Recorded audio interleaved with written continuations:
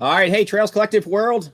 This is Ian coming to you with the weekly rundown. And for this year, we are switching up the format a little bit, or I'm switching up the format a little bit because it sounds more fun to me and a little bit more sustainable, where I'll go a little bit deeper with live guests. And the first basically 8 or 10 weeks of this run this year will be going back to my roots in the trail and ultra space.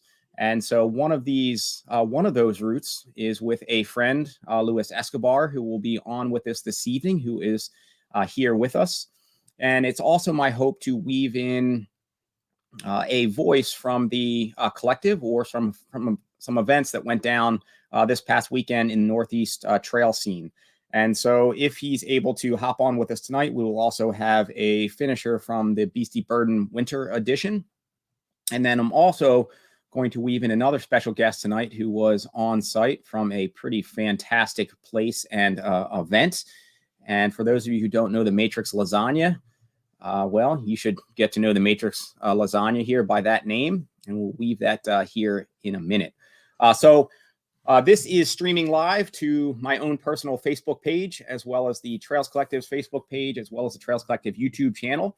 For those of you who are joining us in the moment, you can drop comments into the comment boxes. For whatever reason, I think that I only see them if you put them in I think you have to drop them into the Trails Collective Facebook page as well as the Trails Collective YouTube channel.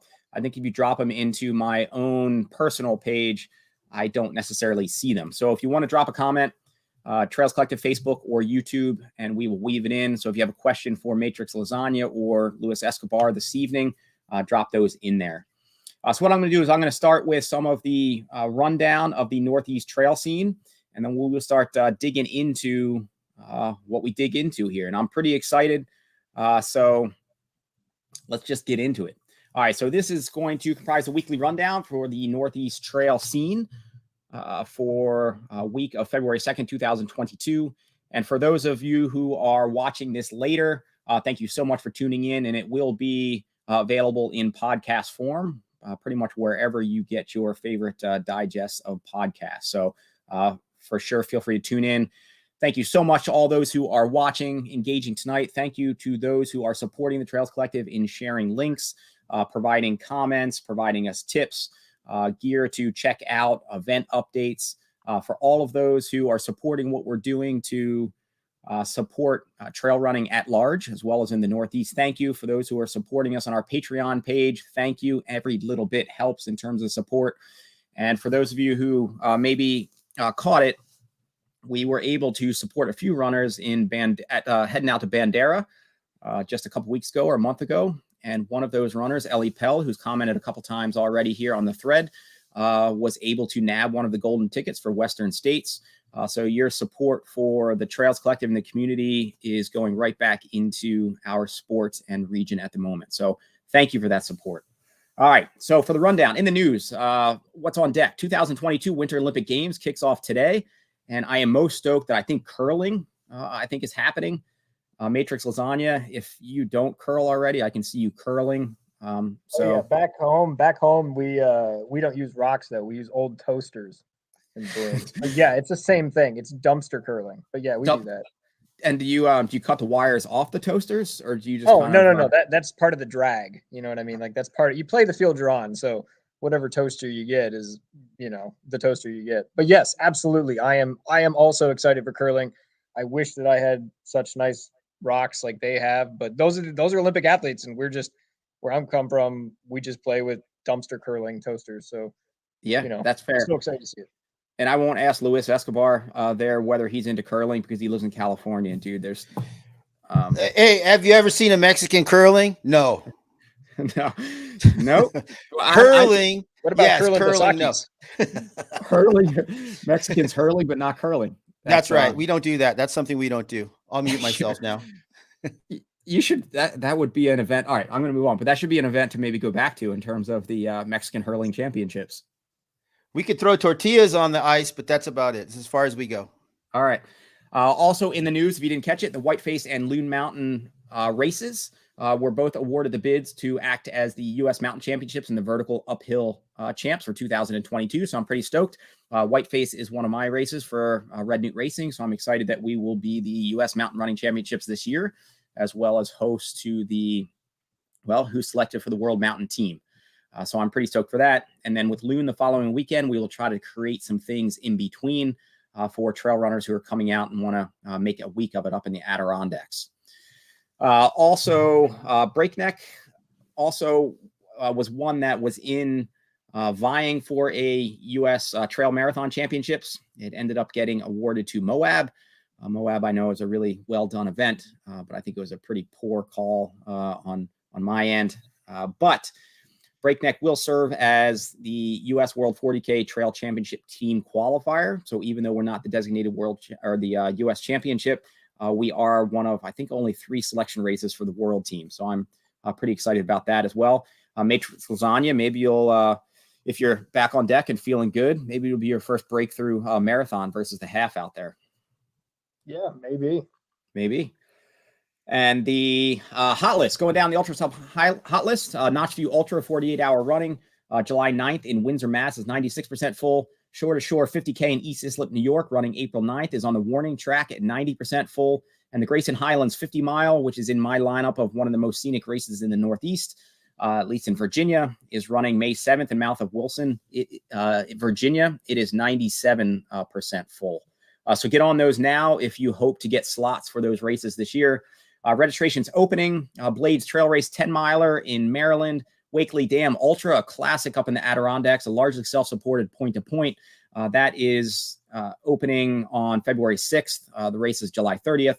Sasquatch's Big Bear Squatch North running on Harriman opens on this February 7th. And one that I was not on my radar before, I don't know if it was on Lipsy's radar either, but the Badger Palooza, a pretty fantastic name. 6-hour, 24-hour Williamstown, New Jersey, running October 15th, opens for registration February 7th. So stay tuned for those.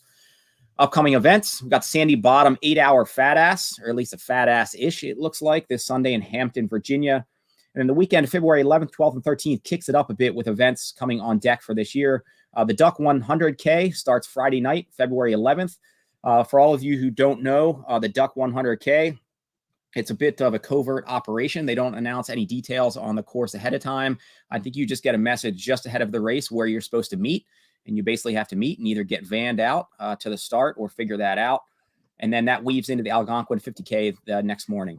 Mid-Maryland Trail Festival 50K, Squatchy Onesie Fest 5K Marathon, the Frigis Snowshoe Festival, and the Frozen Snot 8.3 and 13.5 milers in Michelhatton, PA. Frozen Snot, for those of you who don't know, is a pretty outstanding event as well. One of the toughest definitely tougher than anything in California, and definitely tougher than anything Lewis puts on in terms of events, because it's called the Frozen Snot. And last I knew, I haven't seen Frozen Snot on anybody in your race in the past. Lewis, can you confirm that?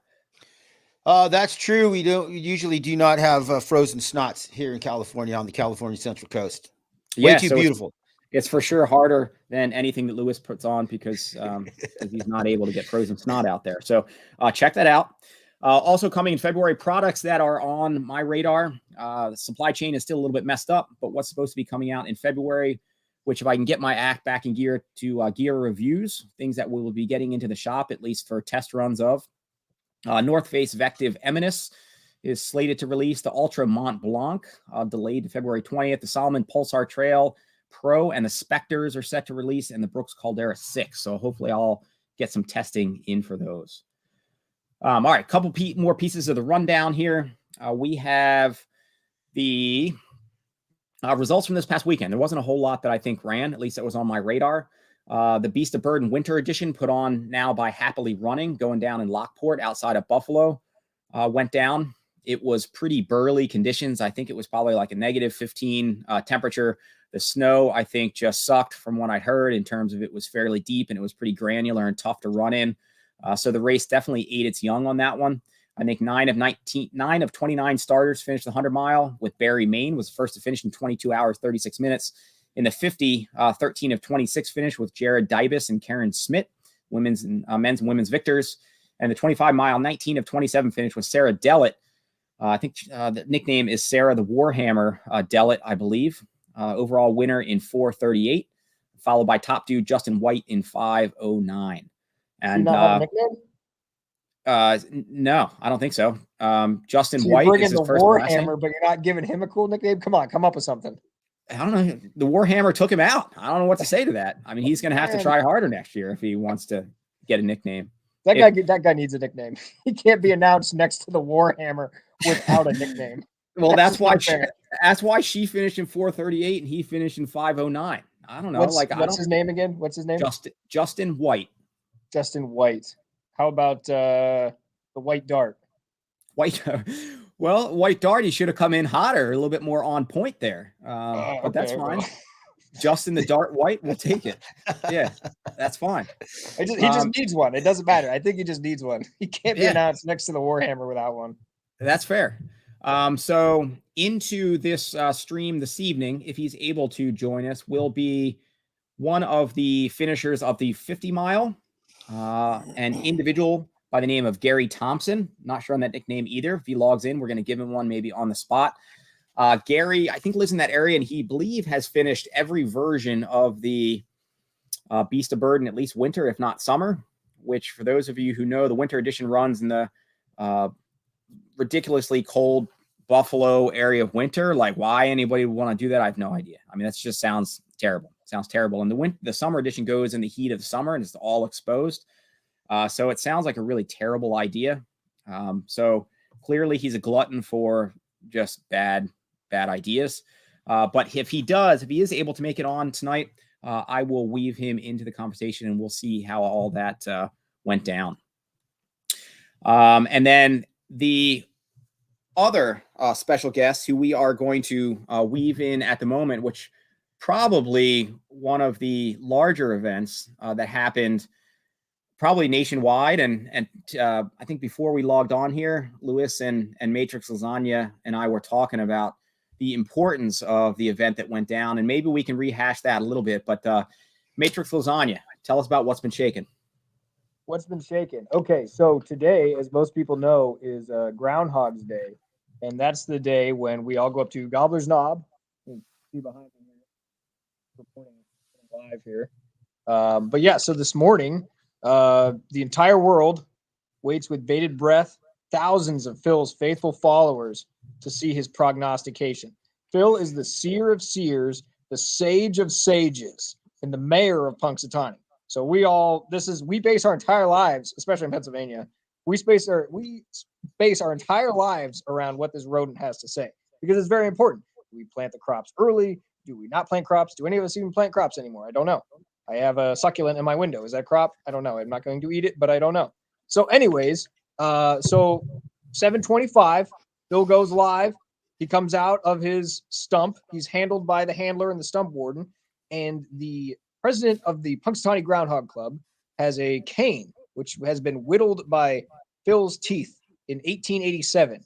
And only the Punxsutawney Groundhog president can interpret groundhogese. Groundhogese is what the groundhogs speak. It's a lot of, fidgeting of the nose and the tail and the eyes and squeaking sounds.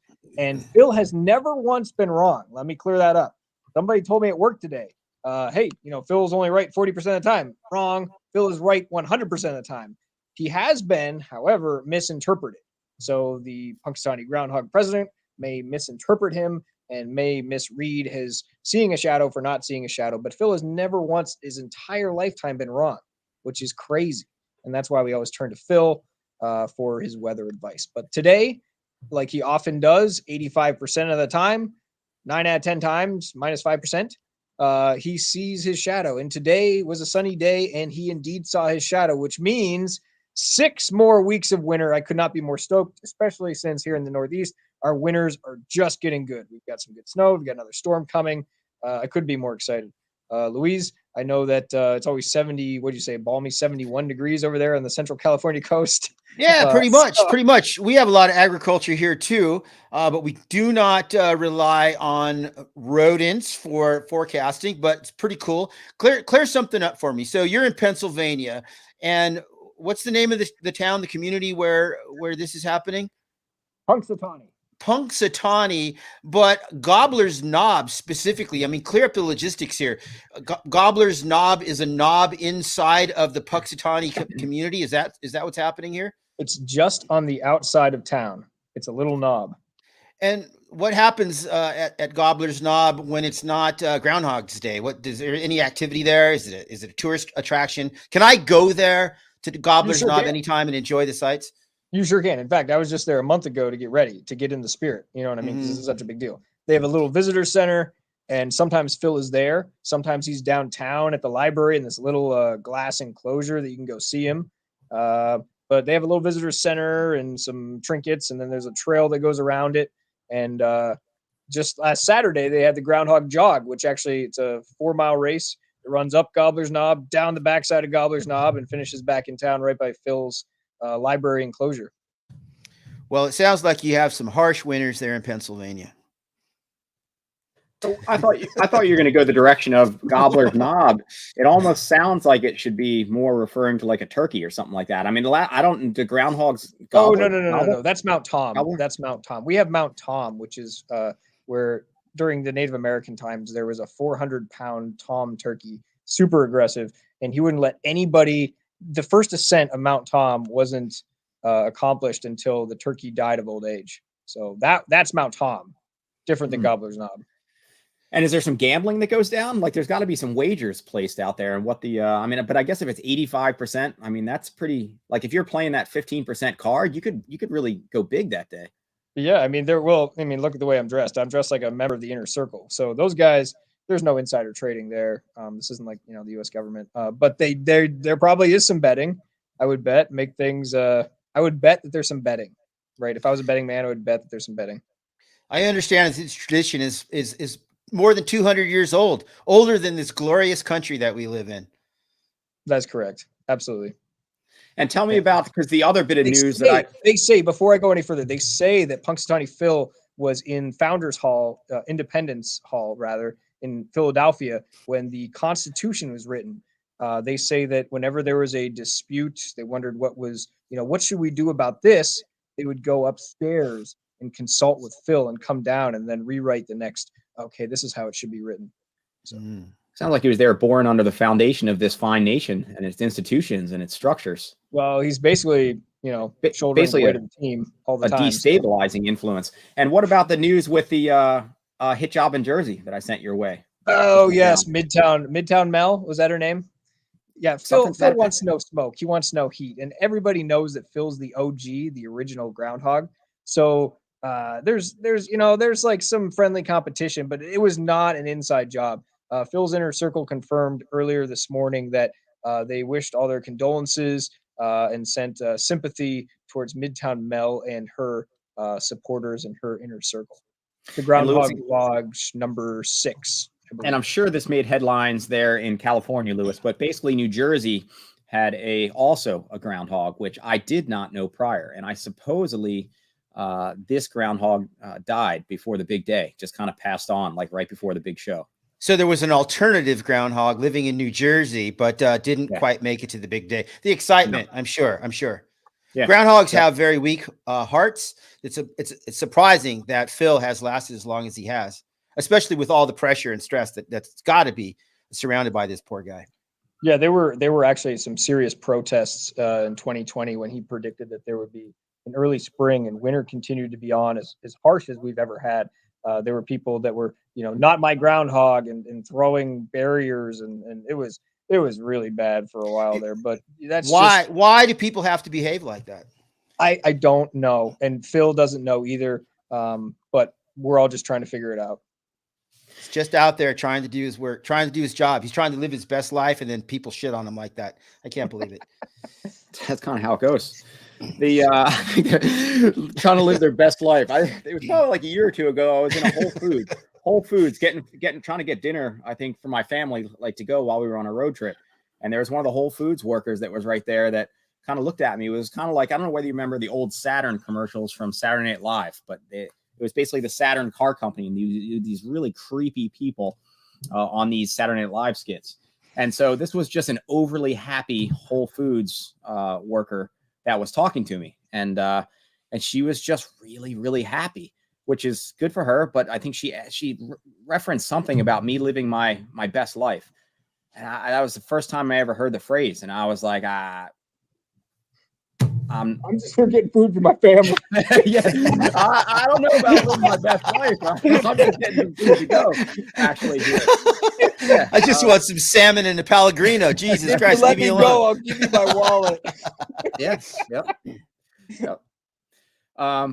But Matrix Lasagna, thank you so much for weighing in on this evening's episode. Hopefully maybe I can weave you back in on some of these with some weekly updates as we go and bring you back into the fold here. Sure thing. Thanks for All right, having me. dude. Yeah, dude. Wait a minute. Wait a minute. Before he goes, this is my first time on this show, and I don't even know you guys, and I've met Ian before, but Matrix Lasagna, we've never met before. I'm very, very impressed, man. It's nice to meet you. Likewise, sir. Yeah, and I'll roll you guys in maybe another time, or maybe if I make the trip out to the Born to Run Ultras one time, I'll give Matrix Lasagna the heads up. He needs to be there. It's his crowd. It's his people. Cool. All right, Lipsy, I will check you later. Thanks, dude. See you. All right. So thanks so much to Matrix Lasagna for weighing in with a special segment there, and we will try to weave him back in as well. So who I am hoping to go deep with here tonight is a friend, Luis Escobar. And Luis, for those of you who do not know, Luis is a photographer. He was a coach, he's an event director, and at times sponsored Trail Ultra Dude based in Santa Maria, California. And I first met Luis at mile 60 of his inaugural Hurt 100. I think it was in January 2001. And I was really grateful for the opportunity to join and pace him for what was the next 40 miles. And with him taking the inaugural win in 28 hours and 2 minutes. And I was able to join him again for another round in either 2002 or 2004. I don't know, time's a blur or somewhere in there. With him rounding out the podium at Hurt 3 more times with third place finishes. Luis has over 100 ultra finishes, including classics such as Miwok, American River, Leona Divide, Western States, and some of the least mileage big papas of Badwater and the Tahoe 200. So, Luis, it is very much good to see you again, brother, and I'm very much looking forward to this time. I am honored to be here. Honestly, Ian, we had, like you said, we had met several years ago. Our paths have kind of been crossing, but we haven't had an opportunity to sit down and talk like this. When you invited me, I had no idea what this was all about. And then I saw a list of the other athletes that you're talking with, and I'm really, really humbled and honored to be here. So thank you, man. Thanks for including me. Totally. Yeah. And for those just tuning in who didn't catch it, for these first 8 or 10 weeks, I am basically going back to my own roots. Those individuals who were really at the start of my trail ultra experience right out of college. And so this was, it was very fortuitous. I was living in Hawaii at the time. And after work one day, I was aware of the Hurt 100 going down. And so it basically was right in my backyard, relatively speaking. Actually, not even relatively speaking. It was almost literally in my backyard from work and where I was living at the time. And so I cruised over after work, and they said they were all set on volunteers, but the person who was currently leading the race, Luis Escobar, maybe could use a pacer, or I think it was just a pacer, because I think your family was out there that year, right? Right, so right. Been crew. And so for me, I didn't really know what that entailed. I had no clue. And so they were like, you can come back maybe at this certain time based on what his current pace on loops is. And so I did that. I came back and that was that. And I was very much stoked for the adventure ahead. And so thanks for reminding me. This is a great story. I love it. And thank you for reminding me about all of this. It's been such a long time. Yeah, and hopefully we can dig in here more. So for those who are tuning in either now or those who may be listening later, what is going to come, or what I'm going to try to make happen here for the first time, is I have maybe a dozen or so photos, and we'll just see what we get through. We have maybe an hour, 15 minutes, somewhere in there to connect with Luis tonight. I'm going to try to share my screen on a dozen or so photos, and I'm just pulling from his Instagram or Facebook. And it's going to be somewhat free association. I just want to see There's got to be a story behind most of these that we can dig into, and hopefully it'll be fun to do just that. So we are going to, and I have them, we'll see what we get through, but I have them in as much as I could timestamp order. So we should be starting with kind of the earliest, and we'll move forward into later, and we'll just see where this goes. So let's try it. Is one of them from Hurt? That time when we met? Oh, okay, cool. Well, yes and no. One will be from Hurt, and I'm not sure whether it was that race or not. I know somewhere in the archives I have something from that year, like you and I together, but I just don't know where that is. That was before everything went digital, so it's somewhere in the archives. All right, but let's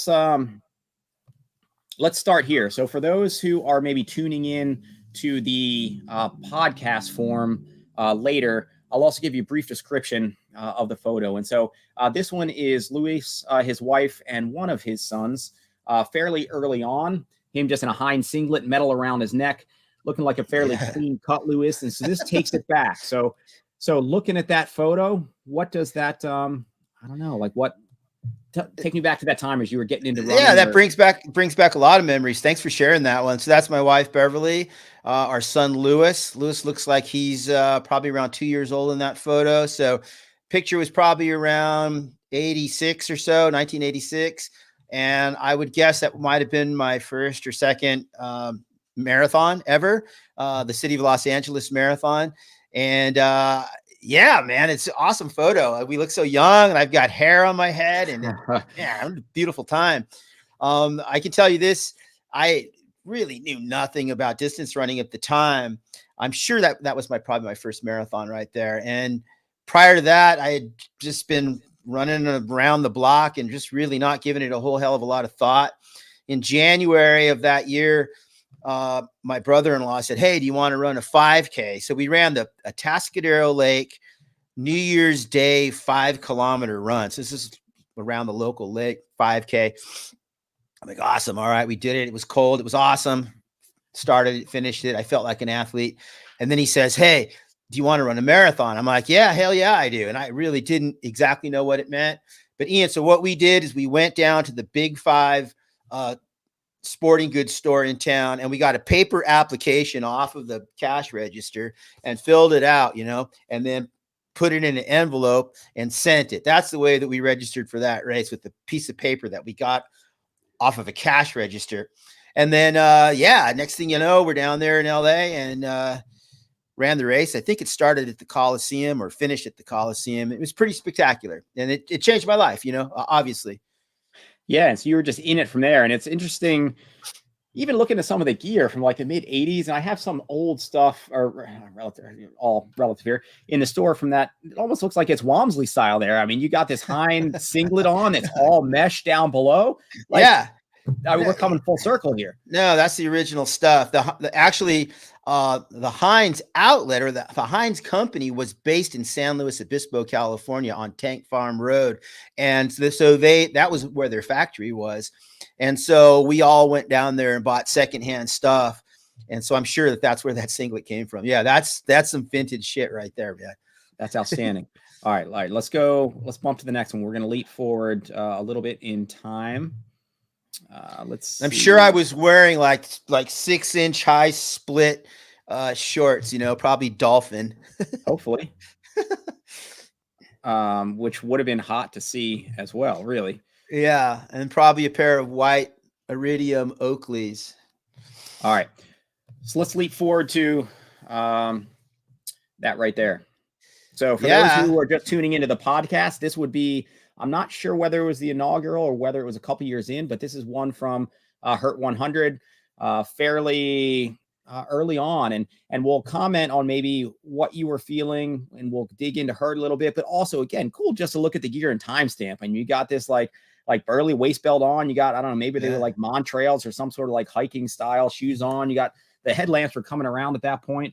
But take me through that moment as a timestamp. Well, just talking about the gear. So I haven't seen this photo forever. I think at the time, Montrail Patagonia was kind connected with like Cliff Bar, Patagonia, Montrail, and Petzl. So I think that was a new LED Petzl headlamp, which was like state of the art at the time. And it looks like I don't know, I probably have a Timex Ironman watch on. And those shoes look like Montrail Mountain Masochist, or maybe they're Wasatch 2. I don't know, but that's some vintage stuff for sure. That pack, actually, it's called the Western States Dream 100. So it was a pack that they sold at Western States at the store, up there in Squaw or Palisades at Tahoe. And it was pretty cool because it held 2 bottles and no bounce. They were in the back, and it was super minimalist and rustic. And yeah, that's the beginning of those kind of things.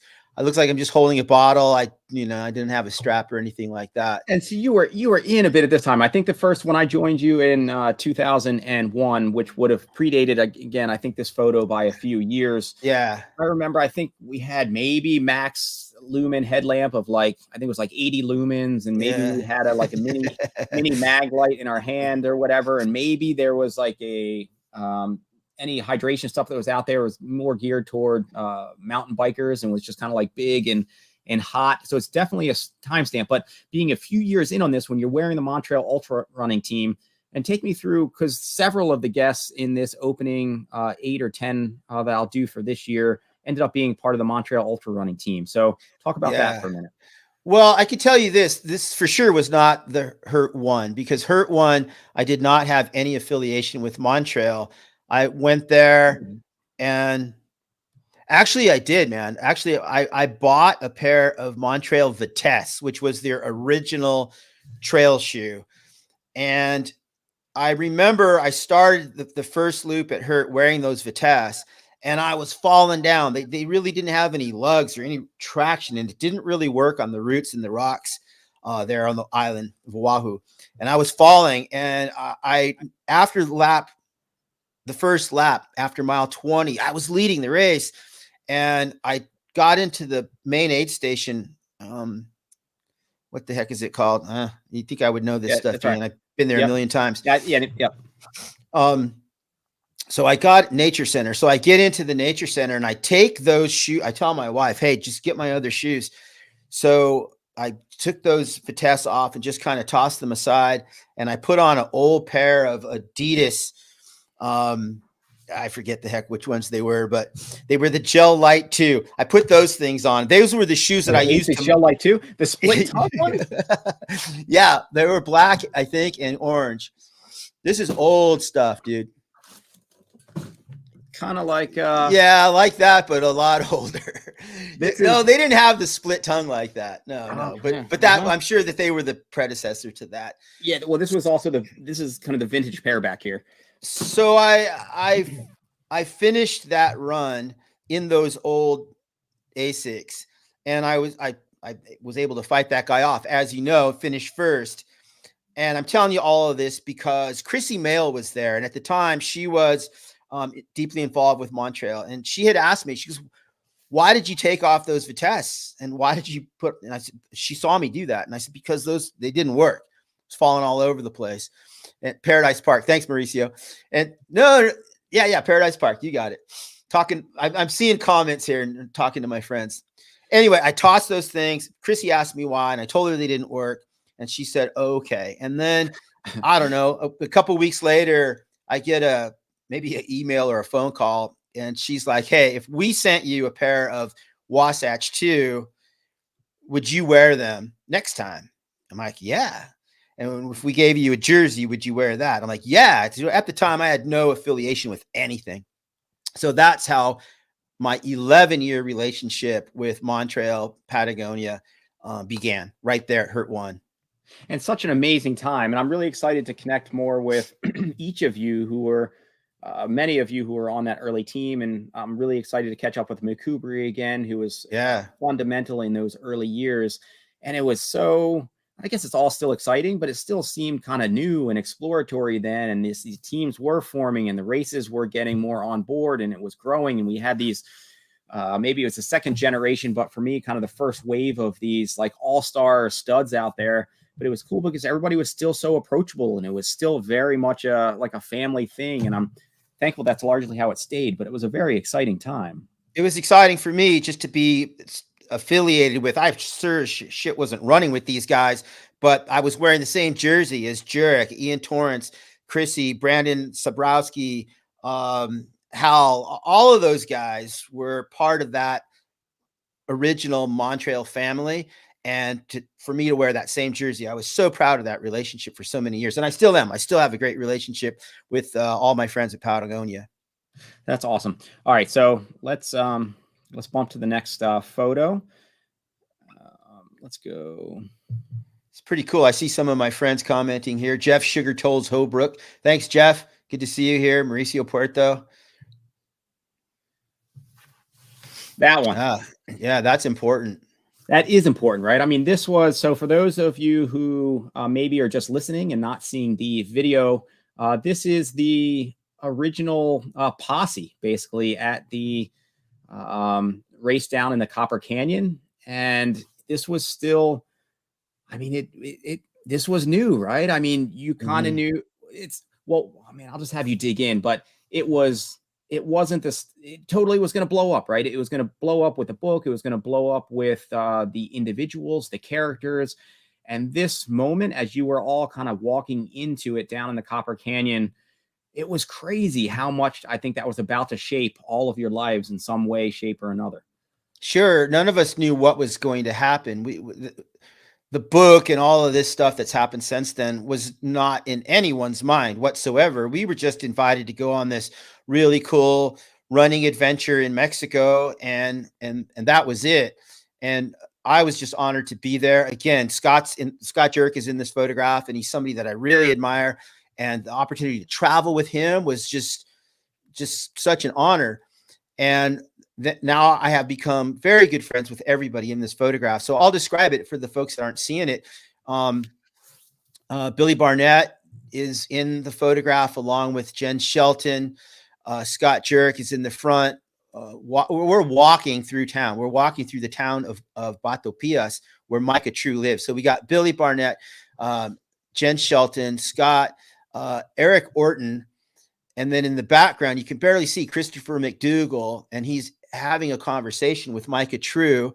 They're back there talking, and then barefoot Ted McDonald is in the foreground, and Ted is barefoot, as he always is. Scott, in this photograph, he's wearing a pair of Cascadias, because at this point he was running with Brooks, and the Cascadia was his shoe. And yeah, man. So this is the very first day that we arrived in Batopias. It took us about 3 or 4 days to get to this place. We've been traveling across the country and then through Mexico on buses and cabs and 4-wheel drive vehicles. And finally we made it to Batopias. We spent the night, we got there at night, we spent the night there. And then this photo is the next day when we went out for our very first run together as a group. And I mean, it was only a quick, I think, few years, but I guess at this point that was, what year was that? That was, yeah, that photo right there was at the end of February in 2006. 2006. And so, go ahead. Go ahead. No, you're good. Well, go ahead. McDougall was there. Christopher McDougall was there to write an article. He wasn't there to write a book. He was there to write an article for Men's Health magazine. And the article was about himself. A 50-year-old man. Can a 50-year-old man get off the couch and run 50 miles? That was the gist of this original article. But when he got down there, he was inspired by the indigenous people, the indigenous runners, the Tarahumara. And so the article took a real change. And instead, it came out in Men's Health magazine, and it's called The Men Who Live Forever. And it's an article about his experience and running with these Tarahumara Indians. I was there because McDougall, they needed a photographer, and they needed a photographer that could run. And so Scott Jurek and McDougall had been talking, and Scott suggested, I know a guy, and I think maybe he can come. And so they reached out, invited me, and I'm like, oh yeah. I've always wanted to go there. I've read about the Tarahumara Indians. And absolutely. So I went there to run and to photograph. And so that first article has a lot of photographs from that adventure. I'm sure you could look it up, Men Who Live Forever. And then speaking to, I mean, you were kind of the posse coming in, so to speak. I mean, Micah was based there, but in terms of then, I guess, connections that you had and the meaning. So like the photo that I just switched to, tell us about that. And then, this bounces forward a little bit. Okay. I'm going to mute and cough. Hold on. Yeah. All right. I'm back. You got a tickle in my throat here. Let me take a drink. Hold on. Yep. So this photo. Oh, you know what's kind of wild about this too? Look at that headband that I'm wearing, that buff. Mm-hmm. That's the same buff that I was wearing in that Hurt photograph. Yeah. Yep. Mm-hmm. I've had that thing a long time. That's from the Ridgecrest 50K, High Mountain. What the hell they call that one? High Desert 50K in Ridgecrest, California. Anyway, that thing's old. I still have that thing. So this photograph is at the finish of the Copper Canyon Ultra Marathon 50-miler in the town of Eureka. And this is in, what year is this? This must be in 2013. I had went back to run the race again. And I'm sitting next to Manuel Luna. Manuel Luna is an indigenous Tarahumara runner, traditional Tarahumara runner who lives there. Manuel and I met when I went there the first time in 2006. He's exactly my same age. We share a lot of things in common in terms of our age. And so this was a real honor to finish and spend a little time with Manuel and sit down next to him.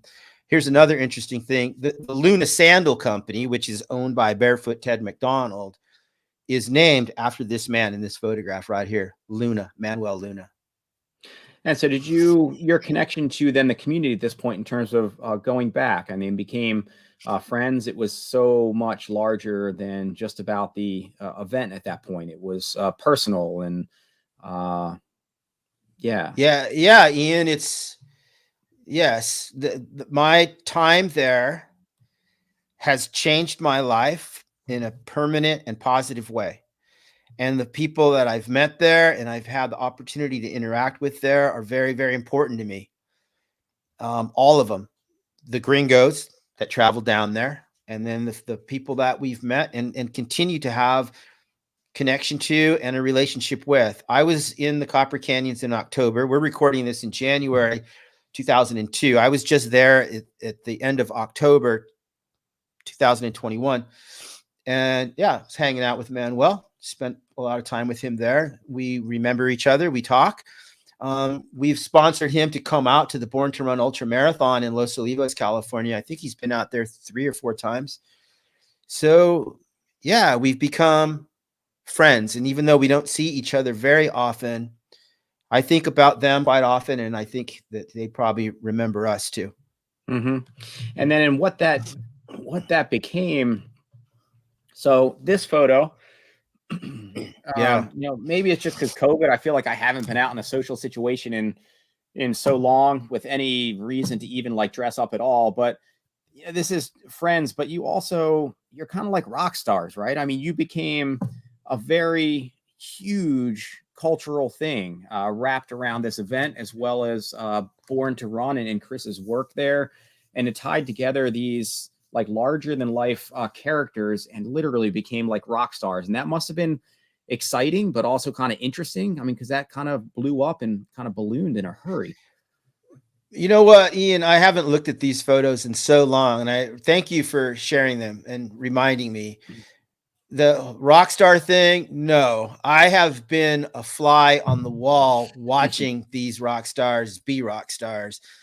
McDougall is an international sensation, not just this book, but many other books that he's written. And so it's to be affiliated with him is a real honor. In fact, he's writing a new book right now. Him and Eric Orton are deep into Born to Run 2, which is going to be a how-to book. So it's going to be a how-to-run book. And I've been doing the photography work for them. And so I'm excited for that. So you're going to see that probably October of next year. So anyway, this photograph is Chris McDougall in the background, Jen Shelton and Scott Jurek. They've got their arm around each other. Maria Walton in the center. Maria Walton is, or was, Micah True's girlfriend. And this, I think, was at around 2012. Micah had just died not too long before this photo. And then I'm in the picture too. This is in Boulder, Colorado, Ian. This is Scott's wedding day. Nice. When Scott and Jenny were married in Boulder, I was there as a friend and doing some photography. Let me tell you something.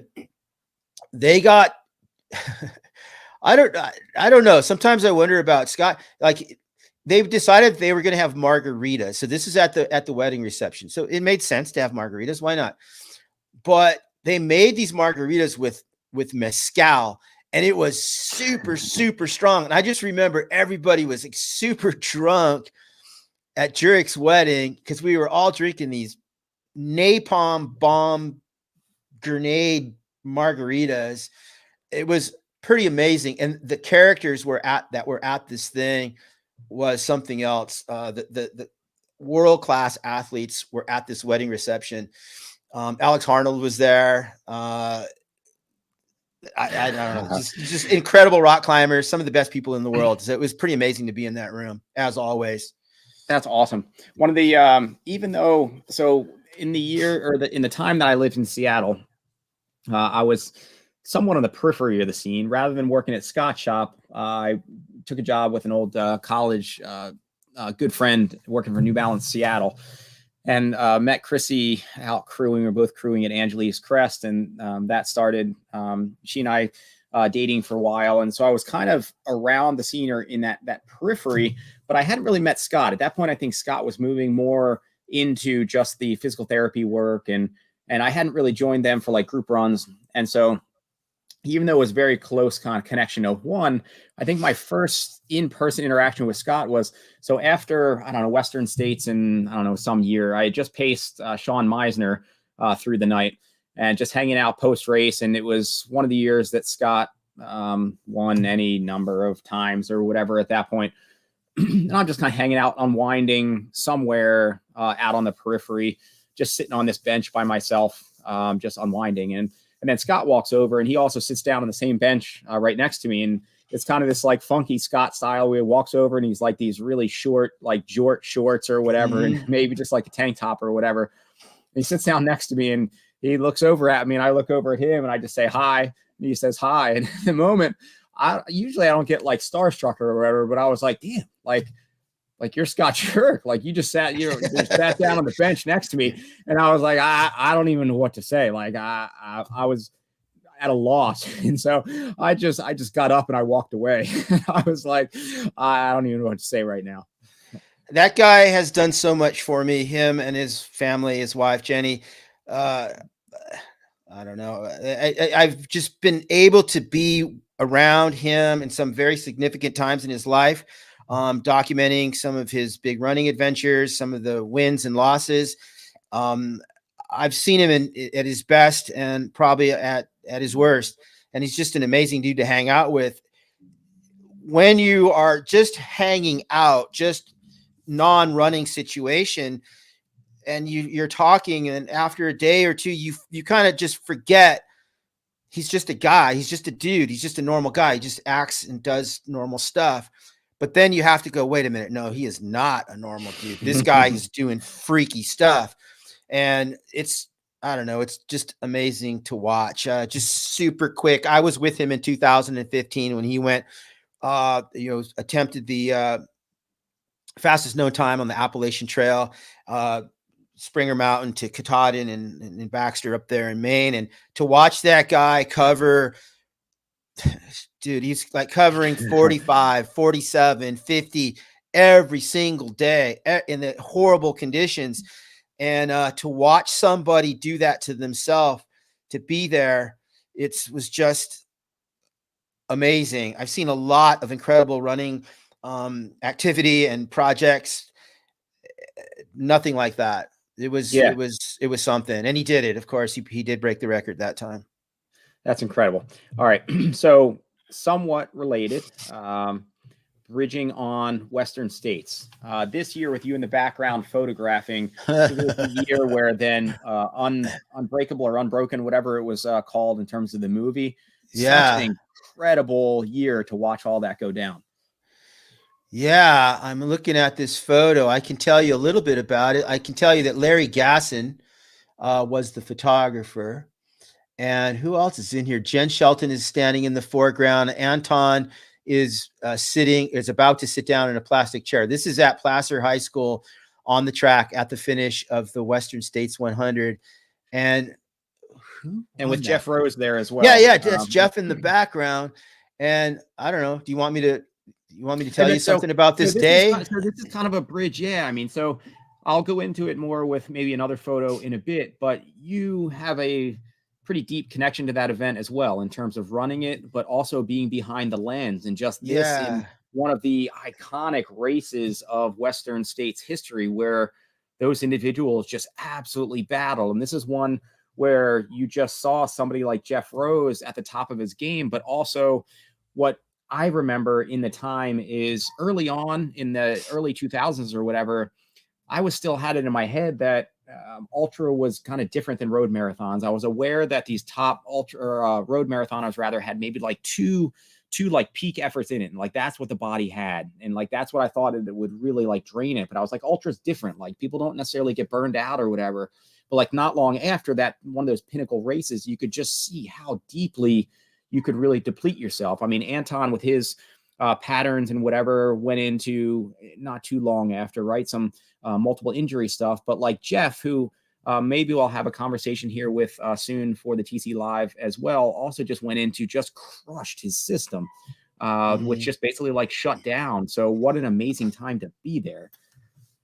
This year in this photograph, Jeff had won the race. Anton was leading from the river, so around mile 80, and it was a for sure thing almost that Anton was going to win.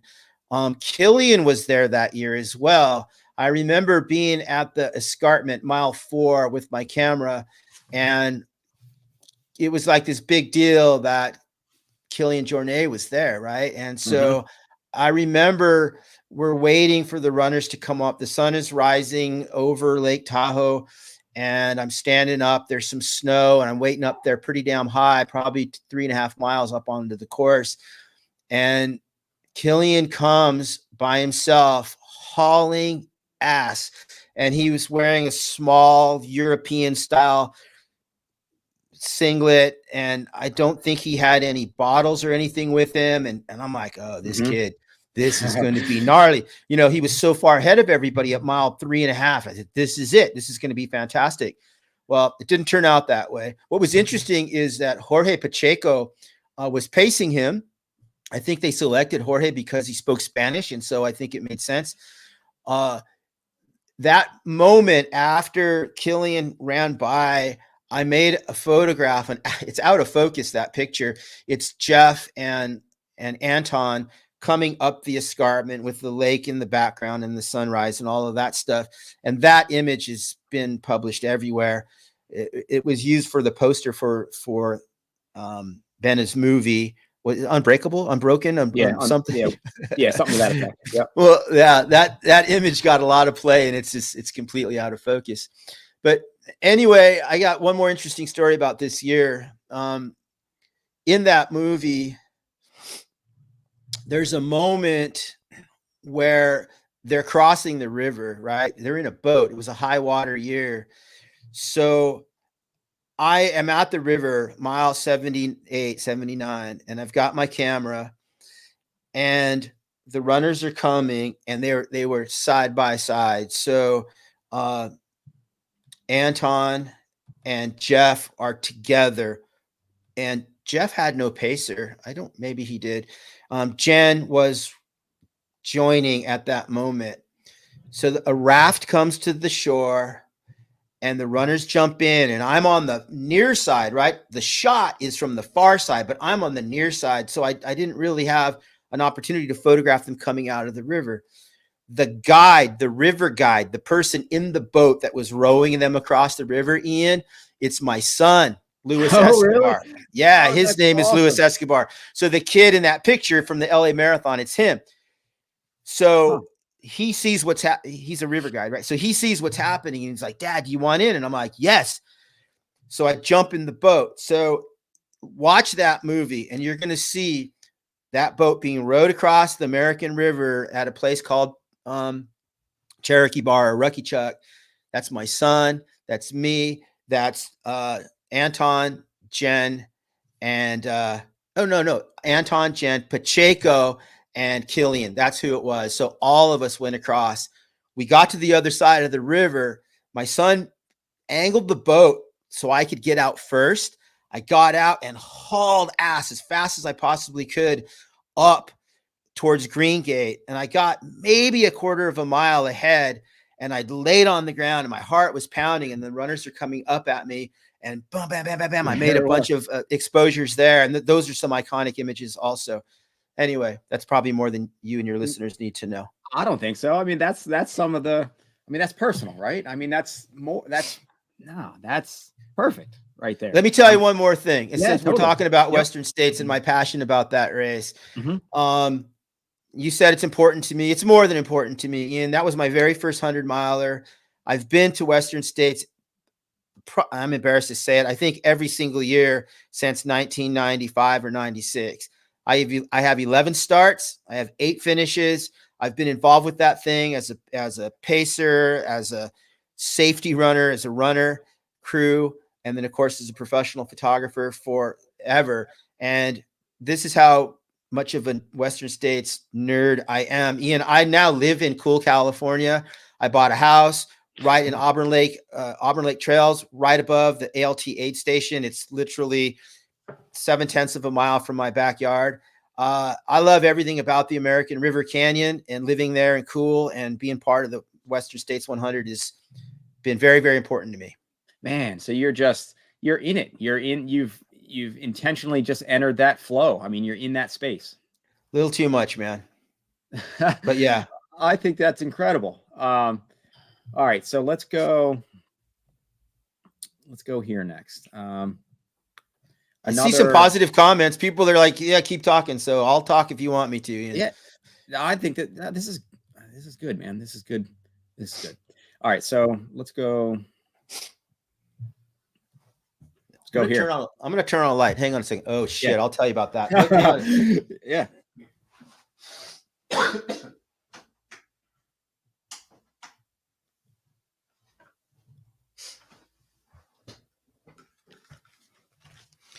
All right, I'm back.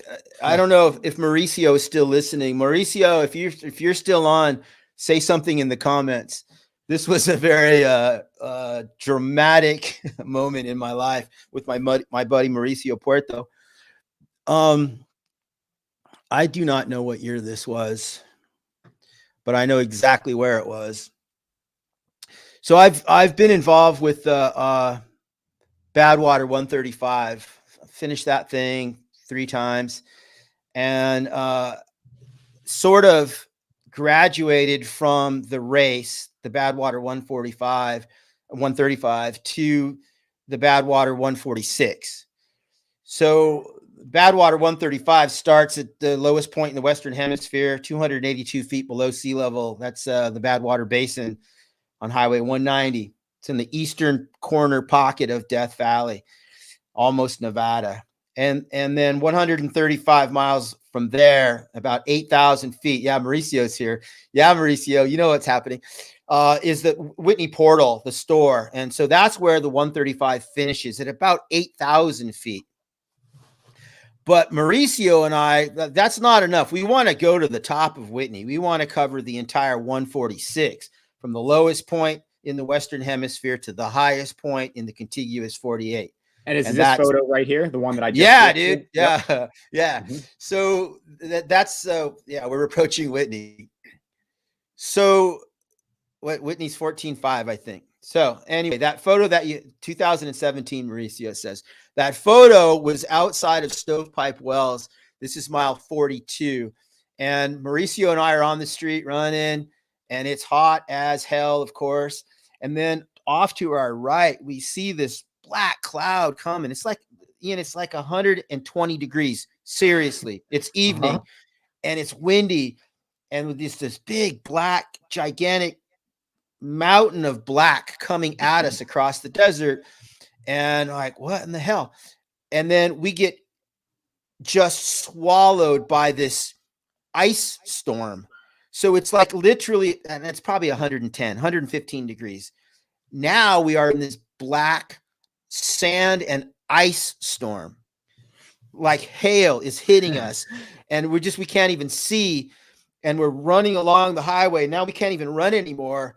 We're literally holding hands and trying to just follow the line on the ground and not, oh dude, it was fucking crazy. And so our buddy pulls up in a van and the windshield wipers can't even keep up with it. There's so much grit and ice and mud in the air. He's like, get in the van. You know, we can't drive anymore. You guys can't run anymore. It's just too much. So no, we're like, no, we're going to Stovepipe. It was just like maybe a mile more to go. So we're just grinding in this thing. We can't see anything. We're covering our eyes. We're holding hands. Finally, we had to get in the van. So we get in the van, and that's that photo. We're just caked with mud. We wait for it to kind of subside, and then we get out and then get off to Stovepipe. And then we ended up having to pull over there for, I don't know, a couple hours for this. Oh, because the roads were washed out. It was gnarly. And God, it just looked like it looked like it's an awesome photo. Like it just looks like the crap show, like just carnage. Yeah, like we were just like somebody squirting mud at us, mud and ice. It was just so bizarre. And that is absolute truth. So you can ask Mauricio Puerto, and my friend Manly Klassen was driving the van, and our buddy George Velasco, God rest his soul, he was there with us too. And that other photo that you showed, that was, I don't think it was the same year. I think it was a different year, but same thing. We were doing the 146, and I think in that photo, we're coming up what's called the chute. So there was too much snow and ice on the switchback section to get to the summit of Whitney. So we had to go up the middle of the chute. And so we've got our ice axes and crampons. And if you look at it closely, I'm wearing a pair of street shoes. I think I'm wearing some Hoka. It looks like a speed goat, maybe. I think it's I think it was what the hell are those? It's not a trail shoe. It's not a speed goat. I had a pair of some sturdy trail shoes, of some Cascadias, I think, that I was going to transition into. So after the street, put on, you know, we go from desert running to mountain running. And so mountain gear, like you can see, I'm all decked out and all mountain stuff here. I had my trail shoes, I couldn't put them on. My feet were so swollen and screwed up from the desert. So I just had to continue in street shoes. And so I'm wearing these slick bottom Hokas.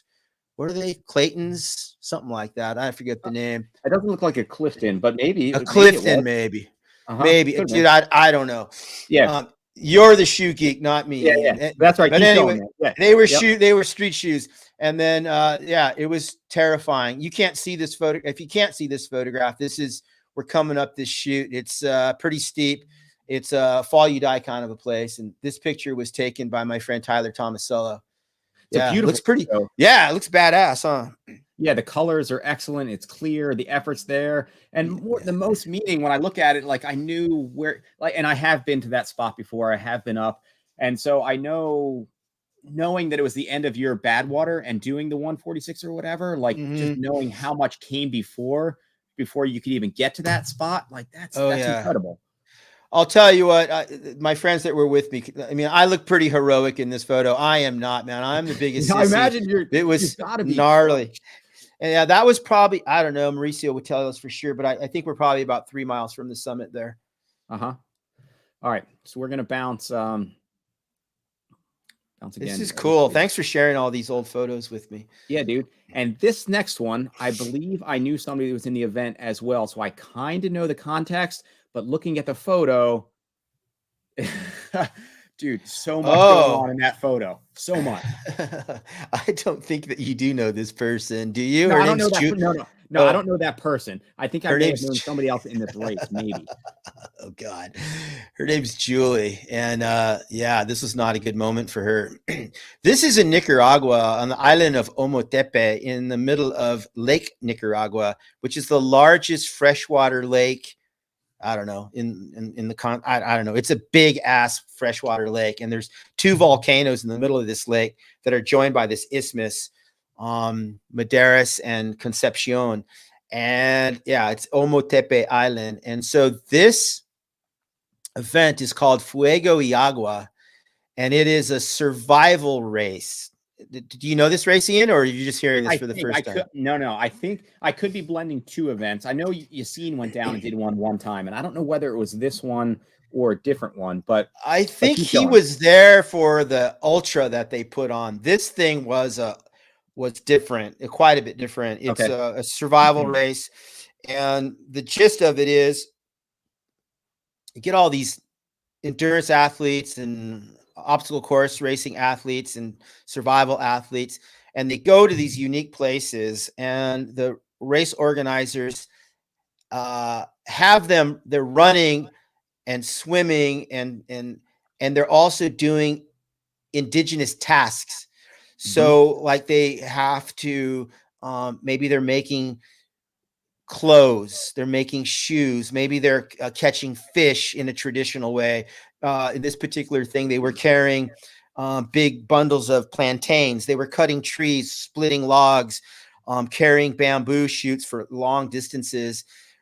They made have to make a slingshot out of with a machete, and then they have to fire it. This particular shot, man, this is at the beginning. It was horrible. They had all these athletes on this beach. No aid stations, no maps, none of that shit. They get there. They have all of their gear. It's a mandatory gear check with a lot of elaborate survival gear. And they blindfold everybody. So we're in Nicaragua on this island, on this beach, and they just blindfold, I don't know, 60 of these people.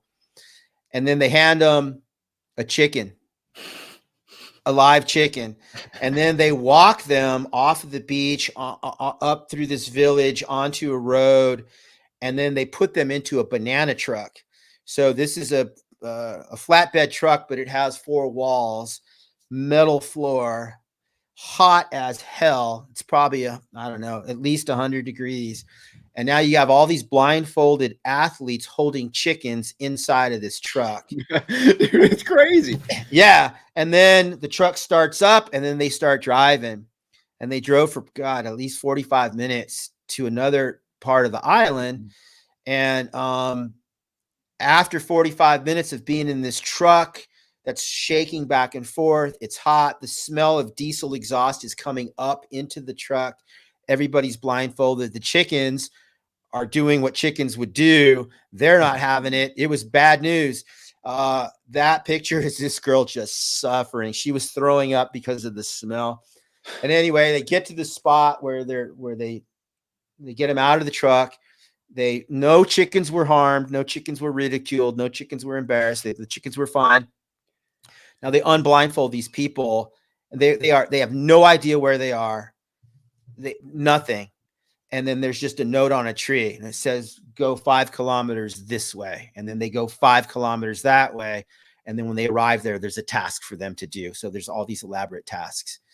And that was what I remember. And that was, maybe it was a different event within an event, but or maybe my memory is just skewed. But I remember Yassine going down and then telling me about the event afterward. And it was something where, and again, maybe it was the same thing, but in case it was a variation, I just remember him basically getting someplace where they also gave him a live chicken, and they said, you have to go same thing, like whatever distance, like you just said, in this direction. And you're basically taking this chicken to the farm or wherever it needed to go anyway. This is where you're doing the real task or whatever. But then it's basically like arriving in an ultra aid station. Here, take this live chicken, and you got to carry the live chicken to the next aid station or whatever. Right. They also carried an egg, a raw egg.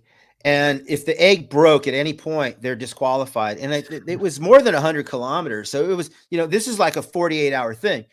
No aid stations, no support, nothing. And it finishes with, I'd never even heard this term, with a 8-kilometer co-steering.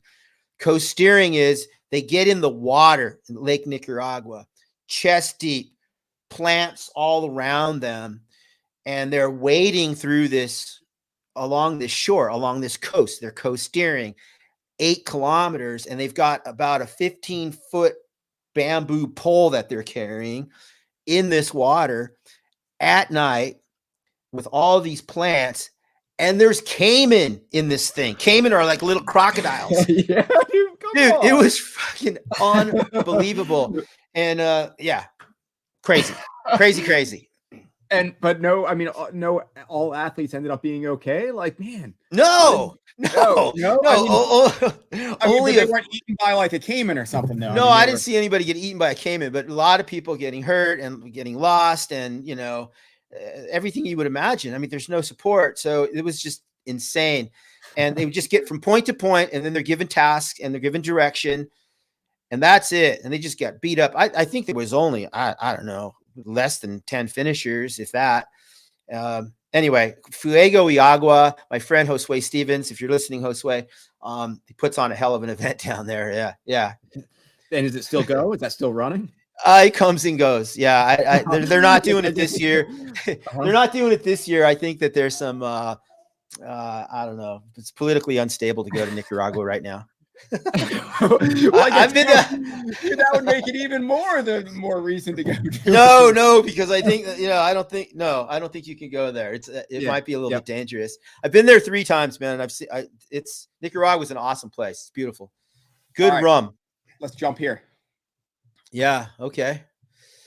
I do not know who this is, but I can tell you that this is at the Born to Run Ultramarathon Extravaganza in Los Olivos, California. It's an event that I've been putting on for, I think we're on year 11 now.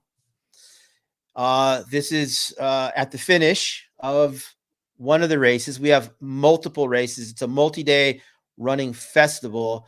And these are probably 30-mile finishers. I don't know. It looks like the male and female finisher. We have a tradition there. The winners get up on the stage, which is a flatbed trailer. This year, the awards was a luchador mask that was embroidered. So it said on the side of this, so it's a Mexican wrestling mask. And it probably said Born to Run, 30-mile female champion in the year. So we put these masks on them on the stage. We put a luchador's cape on them. And then, we celebrate them in front of the crowd. Basically, we tease them, harass them, do some hazing. And then they jump off of the stage and they run around through the camp and get congratulated. So this photograph is, this is on the stage at Born to Run. You can see all the luchador masks. Those are awards there lined up.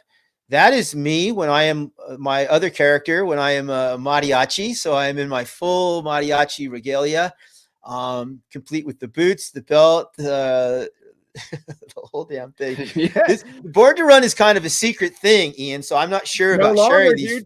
No longer. This is like we meet and we do this like secret stuff. It's absolutely, let me make this crystal clear. It is not a cult at all. There is nothing cultish about this. But it's kind of secret, but now I guess people are hearing about it. It's incredible. Just seeing you in your element, right? I see the Akabil. I'm assuming that's in reference to the kind of the Hurt throwback. Yeah. And then but you get the life is good, getting better. Anything that's got the Mexican wrestling mask, like all lined up, like how can that not just be awesome? Yeah. So this is, dude, this photo really is telling a big story because it's all of these things that have impacted and influenced me throughout my life. So all of my running, my personal running projects, the fact that this photograph is me actually conducting a race, the luchador masks have everything to do with my travels in Mexico and running there with the Tarahumara. Of course, this thing is called Born to Run. It was inspired by the book. Most of the characters from the book have been on the ranch. on the stage there, yeah, you see a sign that says Akabil Hill. It's got the symbol of the Hurt 100 and the state parks in Hawaii. So yeah, this photo is just kind of a blend of all of the running that I've been exposed to, man. And I'm just sharing it with all the people around me, Ian. Which is incredible, right? Which is incredible. Where'd you find all these? Just in Facebook? You're just digging around and finding all these old photos? Yeah. Nice. Yep. So, all right, one also related from the event or moment. Let's go.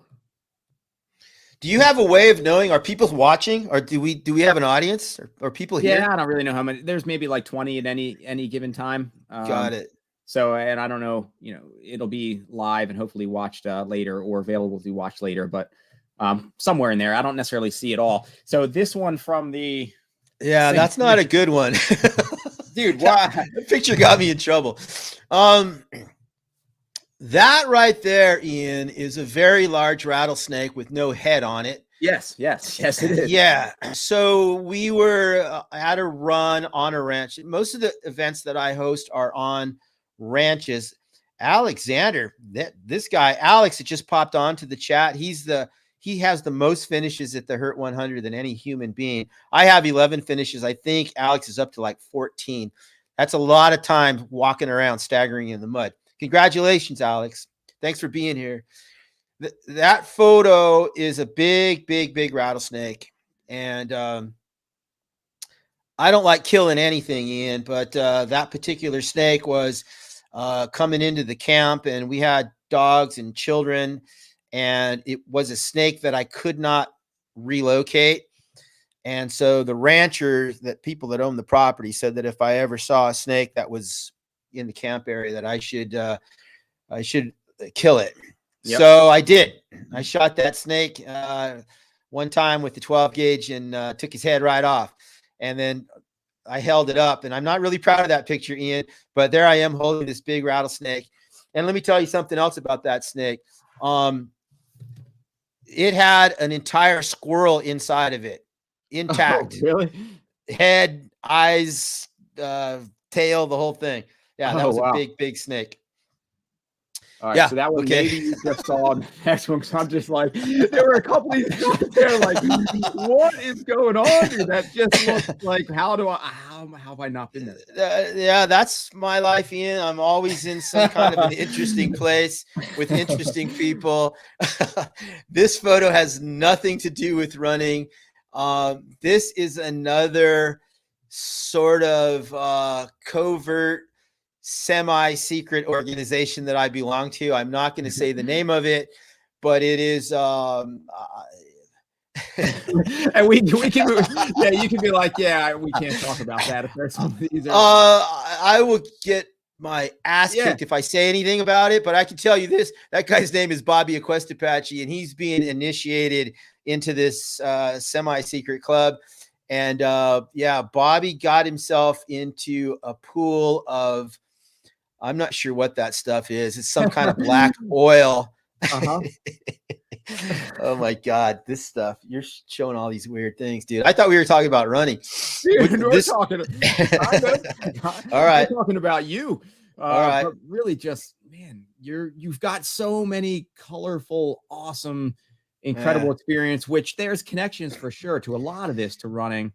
But Ian, I listen, let me tell you, all your listeners, I never say no. So I have this incredible eclectic group of people around me. I belong to some very different communities, hang out with a lot of very culturally different types of folks, and I get along with all of them. And it's just, I never say no, man. I want to be next to interesting people. This is an interesting photograph. Snowman run. Yeah, man. The Snowman run is supposed to happen October 13th, 2022. You can check it out. Snowman, actually snowmanrace.org. It's not Snowman Run, Snowman Race. The Snowman Race is an event that's owned and operated by the Kingdom of Bhutan. Bhutan is a country that it's one of the smallest countries. Yeah, that's what they say. It's one of the smallest countries in the world. It's located in the Himalaya. right between India and then India to the west, I guess, and then Nepal to the top, and then Myanmar to the east. And Nepal is snuggled up inside of this gigantic mountain range. I've never seen anything like it. Monsters. The highest unclimbed peaks in the world are in the Bhutanese Himalayan range. The Bhutanese kingdom, the government decided to host a race, and the race is to create awareness about climate change and its impact on the world, and in particular in Bhutan. Bhutan sits below the third largest ice shelf in the world, and it's melting and coming down into the valleys and destroying their way of life. And so they're putting on this race with 22 hand-selected elite athletes. It's 5-day stage race. What's the distance? 227 kilometers, something like that. It's like 180 miles. And Ian, they were looking for a race director. They were looking for someone to help them organize this event. And they contacted me, and they hired me to go there and give them some consultation. And so I went to Bhutan, man, and myself and two of my friends, and we met with the planning committees, and just we told them our story, and I told them how they can create this race. Then they sent us up into the mountains. They said, we want you to go up onto the race course. We'll give you guides and porters and everything, and you're going to go up for a couple of days, go up 50K into it, and check it out, and then come back down and let us know what you think. So we spent 4 or 5 days trekking in the Himalaya, came back down, and then met with the planning committee, and they offered me a job. They said, do you want to be the race director? And I'm like, what? Huh? I'm like, I put on little races in the dirt on ranches in California. But yeah. So they hired me, and we've been working on this thing, Ian, for 3 years, and COVID has stopped it every single time. But now it looks like it's going to be happening. And if you want to learn more about it, go to snowmanrace.org. Look at the list of athletes. Just an incredible lineup of folks. Anyway, all of that to tell you, that picture was taken at a place called Rudolfo, and at about 15,000 feet is where we camped that night. And we built a big fire, and then there was that yak skull with those horns, and we were entertaining ourselves with dancing around the fire with that big skull. That's what that photo's about. Do you need a? Everybody says that, Ian. Everybody says Come that. on. You need somebody to carry your bag. That's a weak, white, small person. This thing can only handle so many people, right? It's imagine 5 days through this high altitude. It's very, very tricky and difficult, and logistically and just complicated. And so the whole group is very, very small. Mm-hmm. It's a very elegant bubble of people that we're going to hopefully move them safely through these mountains. So yeah, it's limited to a certain number of folks. Fine. That's fine. But I'll be wearing my cowboy hat. If I actually make it there, I'll be there looking like I'm on a ranch. Guarantee it. So this will be, if it happens, this will be the inaugural one coming up. Is that the deal? Yeah. And they plan to do it every other year. It's just such a big undertaking. And the date is October 13th, 2022. That is, they say it's a very auspicious date. It is the wedding anniversary of His Majesty. And so It's a very, very important time for Bhutan and the Kingdom of Bhutan. And this is a very important event to them, to us. And we're there to celebrate the wedding and to create awareness about the very real issues that they're suffering with climate change. Well, what an incredible opportunity. What an incredible mission. Everything about it just seems incredible. Yeah. All right. This one. And I have already listened to the whole thing. Yeah. And this will also segue into one of your hats. So introduce us to who you are, what you're doing in this, and then into it. This is such a weird, again, Ian, I don't know. This stuff just happens. It's like I just Forrest Gump myself into all of these crazy situations. Which is, man, I love it. I love it. All right. Yeah, go at it. Well, let me just tell you that this is in the basement of the Stanley Hotel in Estes Park, Colorado. The Stanley Hotel is the hotel that inspired the set for the movie The Shining, right? So that horror movie, it's that place. I am there. I work for Spartan, right? So I am there representing Spartan Race at the U.S. Trail Running Conference in Estes Park, Colorado. This is probably 2 years ago, maybe 3. And so I'm at this, I think it's a prestigious event, and I'm representing a company that I'm proud of. And it's a multi-day sort of a workshop, a convention. Everything trail running, everything running is happening at this thing, U.S. Trail Running Conference. So everything trail running. And one of the speakers is this guy, Billy Mills. This guy. And, and he gets up on the stage, and I saw him, but I didn't know who he was. I know who Billy Mills is, but I didn't know that the guy sitting next to me was Billy Mills. It was just an older guy there. And day 2 or 3, they introduce him, and it's Billy Mills. I'm like, oh shit, I'm sitting next to an Olympic gold medalist. And then he gets up onto the stage to do his talk. And it was just so engaging and important to the things that he was talking about. Indigenous cultures, his time growing up on a Lakota Indian reservation, his time in the Marine Corps, racism and how it impacted him in his life, and then training for and being accepted to participate in the 1960 Olympics in Tokyo, Japan. And he went there to run on the track. What did he run? The 10,000 meter, right? And he was in no way predicted to win this race. Here's this Native American from a Lakota reservation somewhere in, I think, South Dakota. It's an indigenous dude. And he's running. I don't know a lot about track. I'm sure, Ian, that you know the names of the 2 folks that he was running against. And he was absolutely predicted to lose. And he came in and they were pushing him and shoving him. There's some beautiful footage of him winning this race. He ends up winning, representing the United States of America. And he was a gold medalist. Yeah, Billy Mills. And so after that talk, I'm like, shit. And I had my podcast equipment with me. And I'm like, I'm going to ask him. No, I'm not. Yes, I am. No, I'm not. I was so intimidated by him.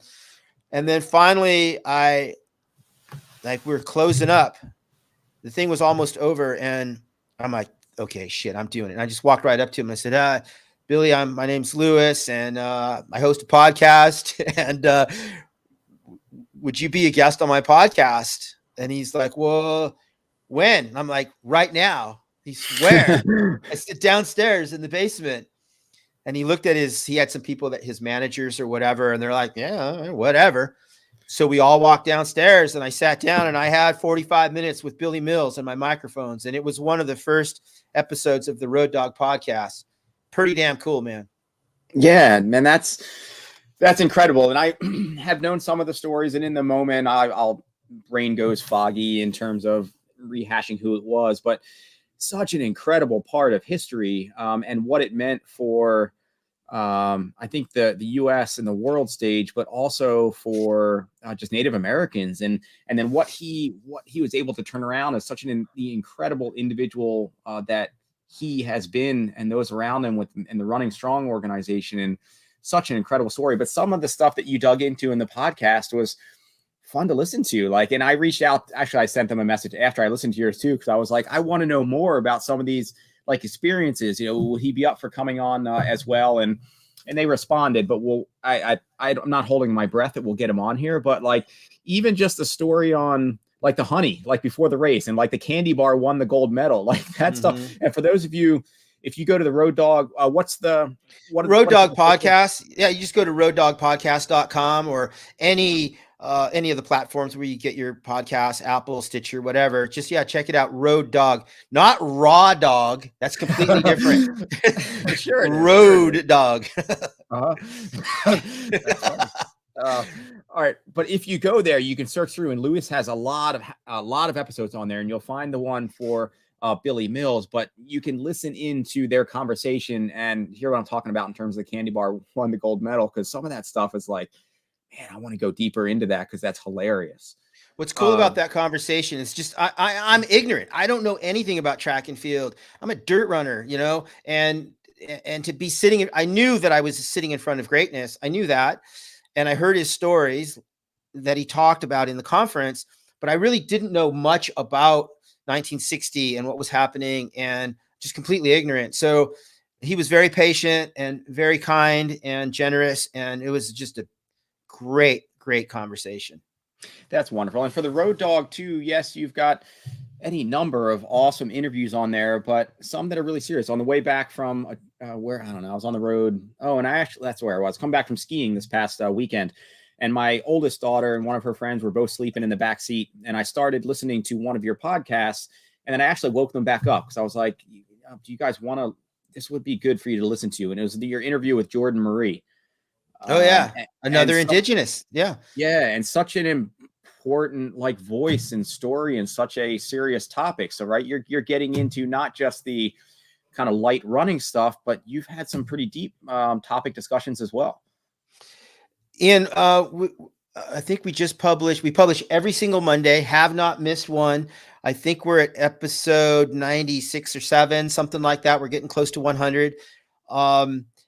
It started out as just me panicking when COVID started, and I'm going to lose contact with my audience, so I'm going to do this podcast. I'm not a podcaster. I'm just a knucklehead dude. And I'll just interview some of my friends. And then when this is over in a couple of months, then that's that. Well, it's been almost 2 years, and I knew that I wanted to have a running podcast that's not about running, if that makes any sense. We really don't spend a lot of time talking about the technical aspects of running, training plans, nutrition programs, none of that stuff. It's just conversations with runners and things that are impacting their lives. And so that Billy Mills episode was very much that, it was just him talking about his life and what led him to the Olympic Games and what's been happening with him since. Same thing with Jordan. Jordan Marie Brings 3 White Horses is her name. Mm-hmm. And so, she's an accomplished distance runner, but we didn't talk about running. We talked about her experiences and how, what she's doing to promote diversity and inclusion in the sport. Yeah, so that's incredible. So thank you for those. And I wasn't aware you were doing those prior to getting ready for this episode. So I'm really thankful for that as well, because I'm looking forward to digging into a couple of your other episodes and listening. So thank you for those conversations. Yeah, most of it's very, very lighthearted. It's just me shooting the breeze with buddies, or it could be world-class athletes too, or it could be, Yeah. So let's go with one new coming, and this is we'll see what kind of time we have. I know we're getting close. I want you to be able to get off and get ready for your meeting here coming up. But let's go with one, maybe 2 more. Sure. And then we can wind it down. So let's go here, which looks like something pretty cool that you've got going on. Yeah, man. So this is I just said diversity and inclusion, and this is something that has become very important to me because of my podcast, because of the podcast, and because of I'm suddenly interacting with people that I never did before. And so what we're looking at is the ultra sign up registration page for an event called Born to Adapt, the Born to Adapt 3-hour challenge. Now, this is an event that's not my event. This is an event that I'm helping a friend of mine. His name is Zachary Friedley, and Zachary is an adaptive athlete. I don't like saying this word, but he refers to himself as a disabled athlete. He's got exactly 1 foot, 1 ankle, and 1 knee. And he discovered trail running about 2 years ago, and it's changed his life very, very much. And he's been coming to our running events, and he's like, why in the hell aren't there more adaptive athletes here? And I'm like, Ian, I don't know. He's, well, I have a bunch of friends that would want to participate in something like this. They just don't know that they can do something like this. And I was, okay, well, let's create an event. And so I've been sort of guiding him. He created the Born to Adapt 3-hour challenge. It's going to happen April 16th, 2022 in Los Olivos, California at the Born to Run Ultra Marathon. So we are partnering. He's bringing this event to Born to Run called Born to Adapt. The 3-hour challenge. It's going to start at 10 a.m. and finish 3 hours later. Everybody's welcome, regardless of who you are, what you are, where you're from, what you do, how you move. Everybody is welcome to come and participate. The running component is they're just going to run as much or as little as they want in a 3-hour period. It's going to start and finish at the Born to Run main camp right at the stage. I'm hoping that it's going to be a beautiful event, and I'm hoping that it's something that's going to happen from now on. I know that there's other events that include adaptive athletes. I know that this is not the first one, but this is a project that Zachary's working on. It's really intended for entry-level adaptive athletes. I know that big races have categories for adaptive athletes, but we're really hoping to inspire people to come and get on the dirt, regardless of how they move themselves around. Mm-hmm. So it's super important to me. You can also sign up for the virtual Born to Adapt. If you can't come out to the ranch, he's got a 5K option, and any money that you spend on your registration is going to go directly to his nonprofit, which is called Mendocino Movement. And there he helps adaptive athletes get the equipment and the resources that they need to run. That's awesome. So that's great. So yeah. So the I had a couple other photos in there, but I think I'm just going to skip them. I mean, I like the energy of that, looking forward and there. And yeah, so, and I want to respect your time, because I know you got that important meeting coming up. So we could get into other things. We could talk more about running, but maybe we keep it at that, unless there's anything that would be fun to chat about in the moment, unless we've got a round 2 coming up. Let me just say this. The running community, the act of running has changed my life. I've been doing it since the 80s, as you saw in that old photo, and I still do it today. I can't run with the intensity that I used to. I'm almost 60 years old, Ian. And all right, when you met me, well, now, all right, hang on. All right. Got it. All right, so since you're taking it there, all right, let's go with one of these. Let's go with one of these photos, because you've had such an active and competitive background. Hopefully that's still coming. But dude, it's when I'm getting out of bed, I'm feeling it in my feet, my eyes. I got an overuse injury in my arm. Like, dude, I'm feeling it at this point. I know we all are. So that was reflected, and just how you're feeling about that, because you're kind of transitioning at the moment as well. And and right. And so I'm transitioning. All right. Yeah. This is at the hurt. This is a picture. It looks like Howie shot this. This is it. Probably the last time I was at the Hurt 100, probably, I don't know, 2 or 3 years ago. And I am just fucked up. I'm just sitting at a place called Nu'uanu, probably wondering, what am I doing there? That's a deep stare, right? I mean, that's in there, and there you are mentally and emotionally and spiritually right there. Toasted. And here's the thing with Hurt, and like you said, I've done it. I think I have 15 starts. It's just ridiculous. 11 finishes. I probably have wasted, literally, if you add it all up, probably like 6 weeks of my life has been spent staggering around on that course. It's a long time, man. And so I think this day, this moment, I'm sitting there like, what in the fuck am I doing here? Well, I'm no longer competing. I've completed it 11 times. What else do I have to say or prove to myself? This is just ridiculous. And actually, a deeper thing to this story is, this was my wedding anniversary this day, and my wife told me, don't go to Hurt.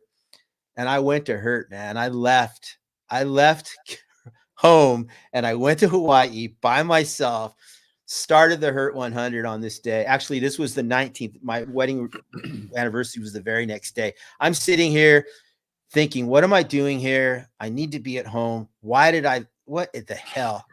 And I walked off of this thing, dude. And I just went to John, the race director, pulled my bib number off, put it on the table, and said, I'm going home. And that was the last time. I want to go back. I think I've got another 5 laps in me, but I'm gonna have to get ready for it. You can't just show up to that thing. It's a mess. Anyway, listen, I do want to, here's my final note to everybody. This thing has been so important to me my entire life. I love every minute of it. Sometimes I reflect back and think, God, I've wasted a lot of time running in circles, but ultimately it's taken me to some incredible places. I've been all around the world, Ian, as you know. I've been fortunate to meet beautiful folks and earn the trust and support of people all over the world. And I'm just so happy and fortunate. And to meet you, the time that we spent at Hurt, it's just been beautiful. But I'm going to end it with this. I say this all of the time. It's super, super corny, but it's the way that I live my life.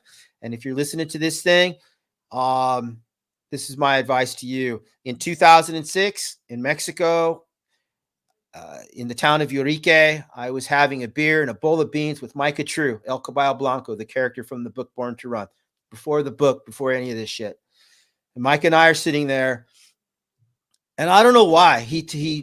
We were talking about life, and he told me, and this is so, I say it so much it's corny. He said the most valuable gift that we have to share with one another, it's not money, it's not things. The most valuable gift that we have to share with one another is the gift of opportunity.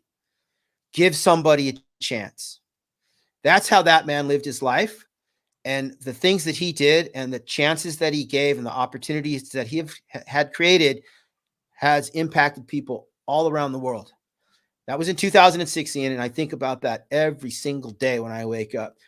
Share what you have, be kind, create opportunity, give people a chance.